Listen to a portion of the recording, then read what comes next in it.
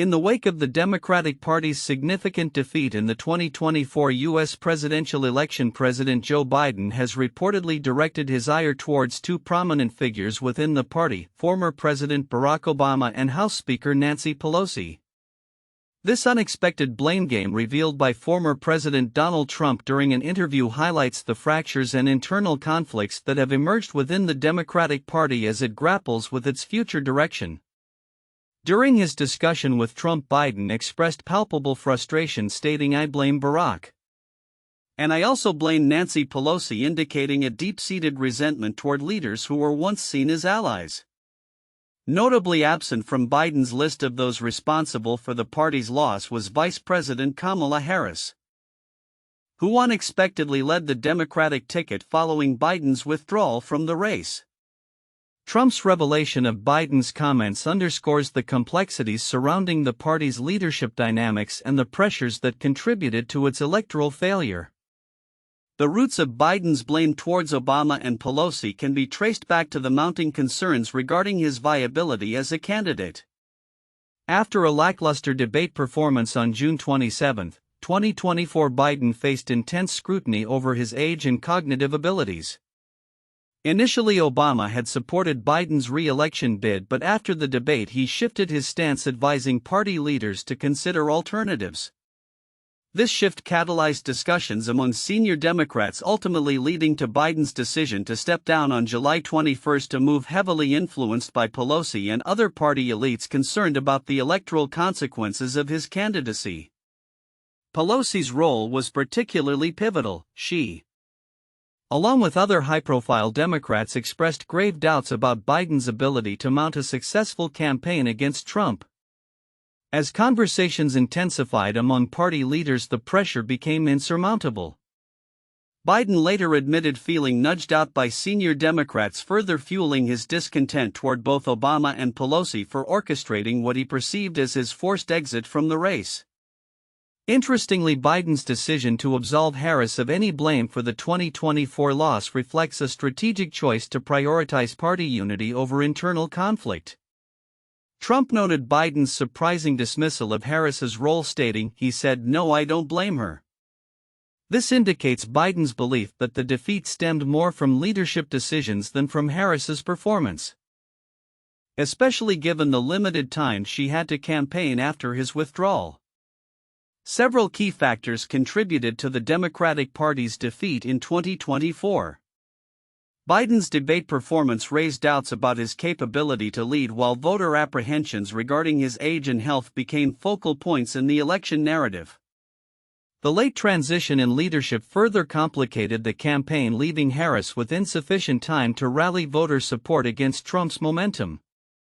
Additionally, internal divisions and disagreements over Biden's candidacy weakened the party's overall strategy, creating a fractured front that ultimately proved detrimental in the election.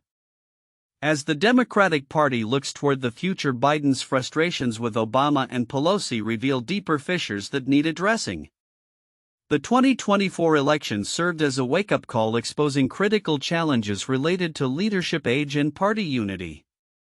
Moving forward, the party must confront these internal conflicts and present a cohesive and robust front if it hopes to regain its footing in upcoming elections.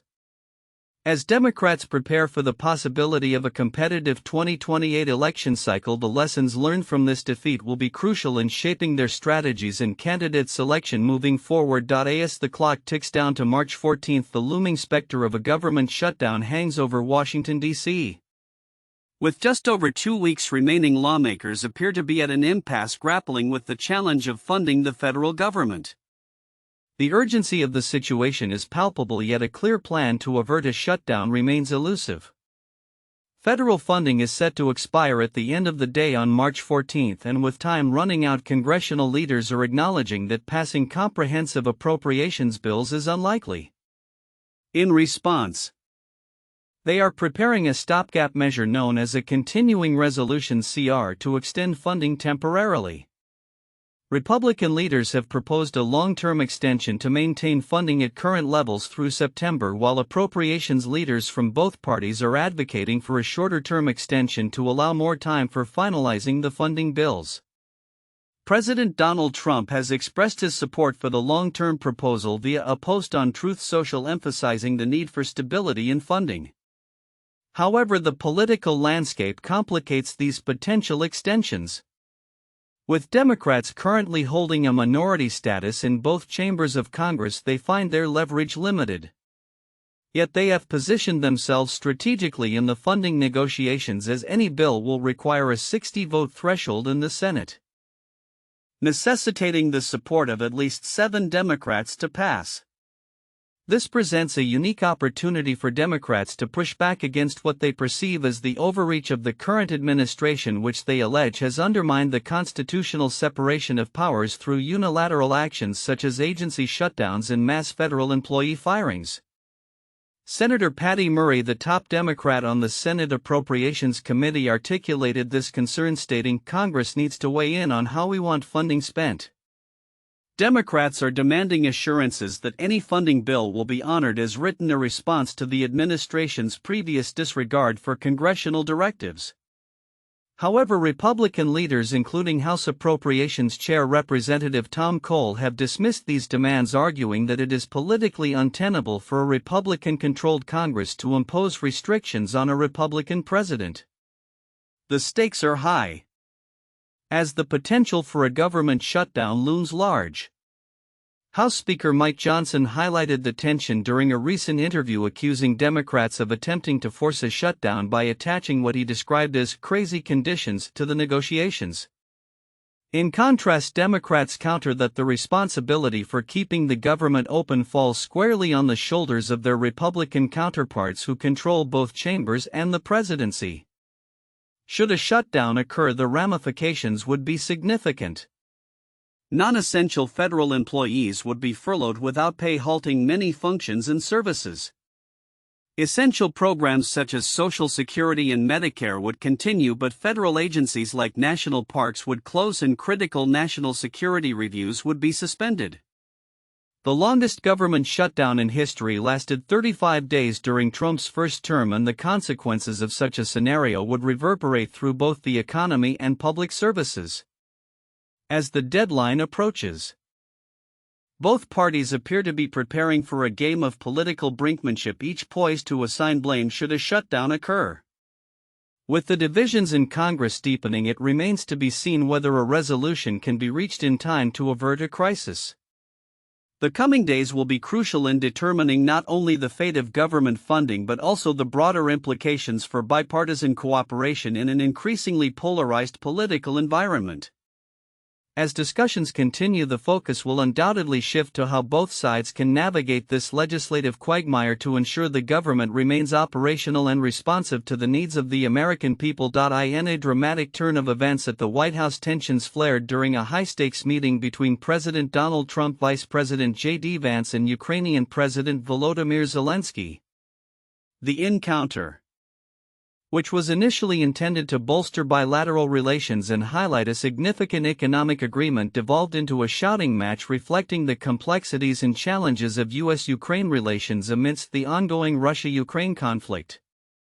The day began with a more optimistic tone as Zelensky met with a bipartisan group of senators, including Lindsey Graham, Republican, South Carolina; Chris Coons, Democrat, Delaware; and Amy Klobuchar, Democrat, Minnesota, who expressed support for Ukraine's continued struggle for sovereignty and democracy. Coons described the meeting as encouraging, emphasizing the strong bipartisan commitment to Ukraine. Klobuchar echoed this sentiment, underscoring the unity among lawmakers in support of the Ukrainian cause. However, as Zelensky transitioned from the Senate meeting to the Oval Office, the atmosphere shifted dramatically. Sources report that Graham, who had just praised Zelensky, advised him to tread carefully in his dealings with Trump, suggesting he should express gratitude and refrain from confrontation.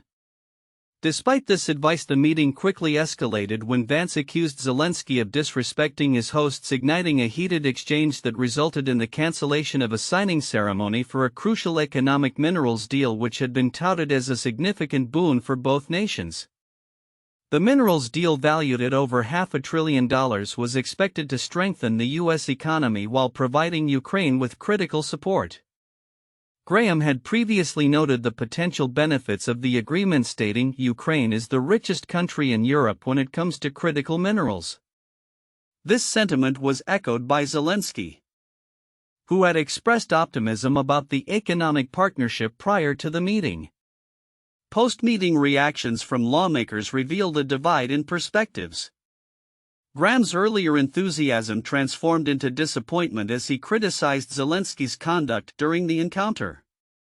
"What I saw in the Oval Office was disrespectful," he stated, suggesting that it undermined the possibility of future collaboration. In stark contrast, senators like Klobuchar and Coons defended Zelensky, highlighting his consistent gratitude towards the American people and his leadership in the fight against Russian aggression.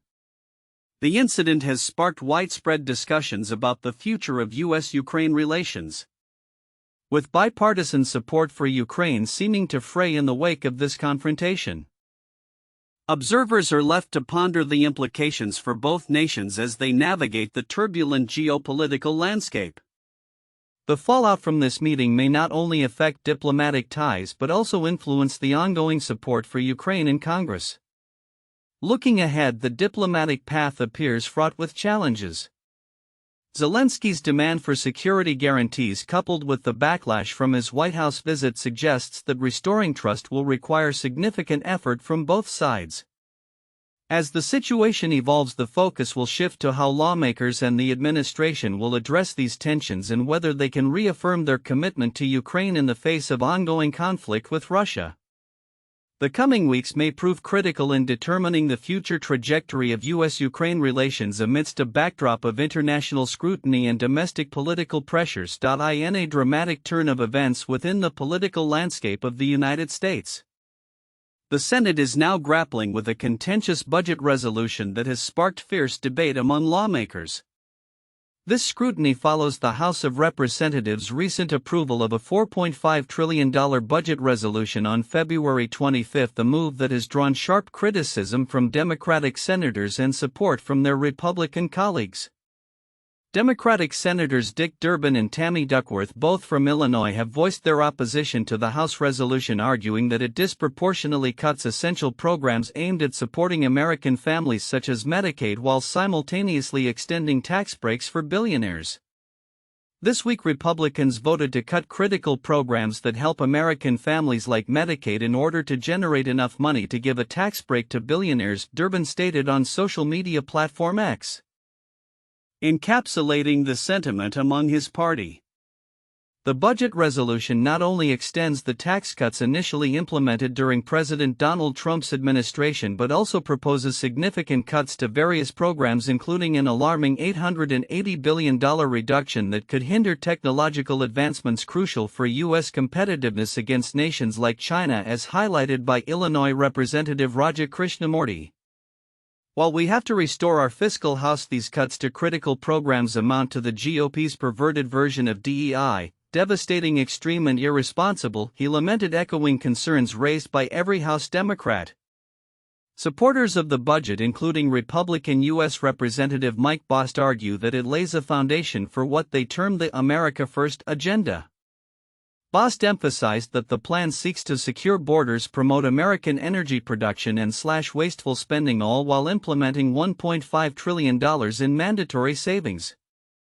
"We're putting hard-working families first," he asserted, framing the resolution as a necessary step toward fiscal responsibility. As discussions continue, leaders from both chambers of Congress are expected to work collaboratively to reconcile their respective budget proposals.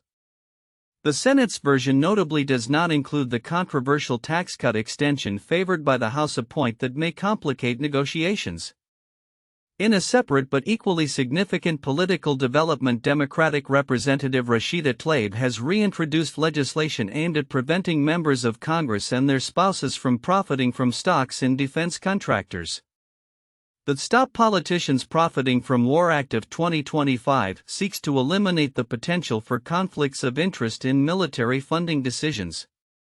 Tlaib's initiative comes amid rising concerns over the ethical implications of lawmakers benefiting financially from defense contracts while approving military budgets.